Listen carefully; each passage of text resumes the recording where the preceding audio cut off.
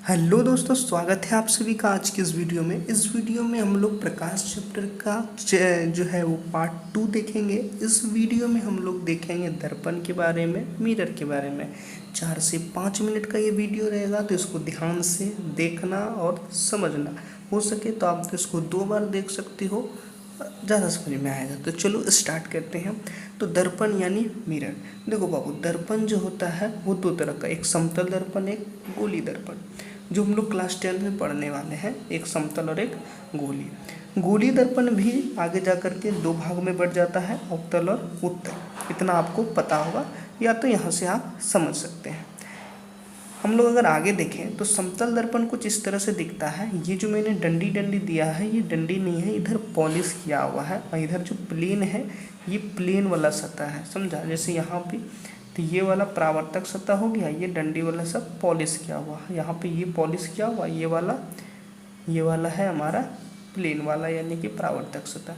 तो समतल दर्पण कुछ इस तरह से दिखता है, अवतल दर्पण कुछ इस तरह से दिखता है, और उत्तल दर्पण कुछ इस तरह से दिखता है। तो आगे से आप कंफ्यूज ना हो जाए, इसलिए मैंने इसको अलग से आपको समझा दिया।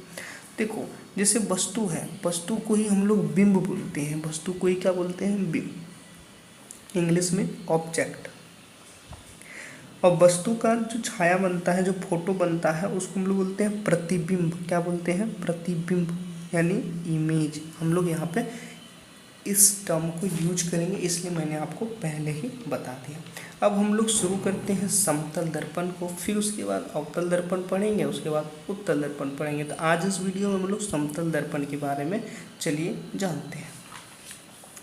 तो ये आ गया समतल दर्पण। तो समतल दर्पण क्या होता है? समतल दर्पण जो है, इसका परावर्तक सतह एकदम समतल यानी प्लेन होता है। देख सकते हो, समतल दर्पण है, इसका परावर्तक सतह जो इधर वाला पार्ट है, इधर वाला, ये एकदम प्लेन है। इसलिए हमने यहाँ पे लिखा हुआ है कि इसका परावर्तक सतह जो है वो समतल यानी प्लेन होता है।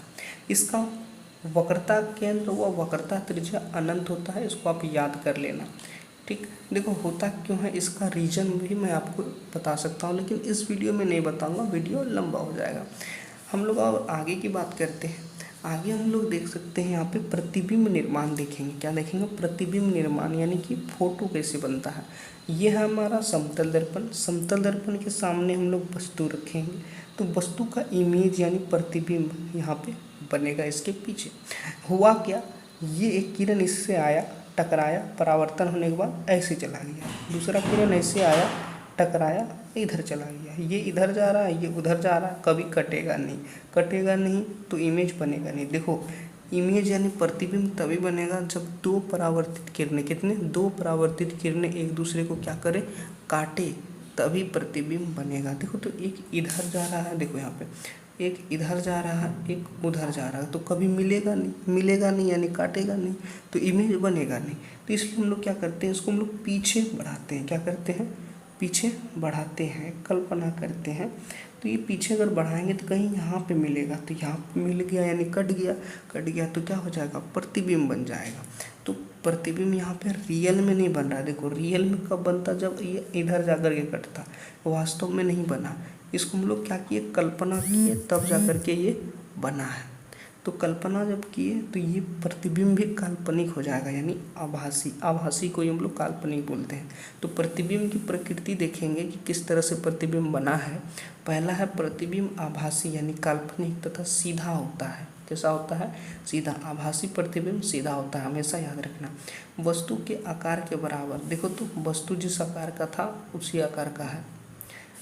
तीसरा देखो, तो वस्तु दर्पण से जितनी दूरी पर है, प्रतिबिंब भी दर्पण के पीछे उतनी ही दूरी पर बनता। मतलब ये वस्तु है, अगर दर्पण से ये d दूरी पर है तो प्रतिबिंब भी उतना ही दूरी पर, d दूरी पर बना है दर्पण के पीछे। वही चीज़ यहाँ पे लिखा हुआ है कि वस्तु दर्पण से जितनी दूरी पर है, प्रतिबिंब भी दर्पण के पीछे उतनी ही दूरी पर बनता है।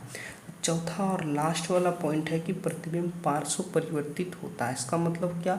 इसका मतलब कि लेफ्ट जो है वो आपको कैसा नज़र आएगा? लेफ्ट जो है वो राइट दिखाई देगा, और राइट जो है वो लेफ्ट।